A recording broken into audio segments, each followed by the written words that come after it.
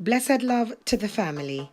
So, the BAME network, which is the Black, Asian, and Minority Ethnic Network of the Royal King's College Hospital in London, will be hosting their closing ceremony commemorating 70 years NHS and 70 years Windrush at the King's College Hospital in London tomorrow, the 2nd of November 2018.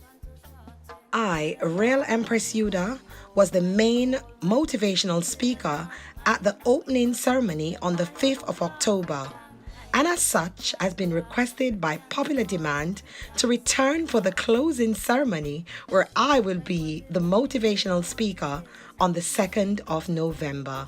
This is indeed a beautiful blessing, which came as a result of my words, sound, and power here on YouTube.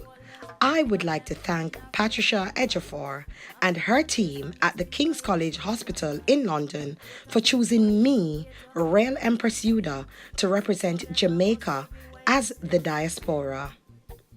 With that being said, I'll see you in London, family. Blessed love, and have an hopeful one.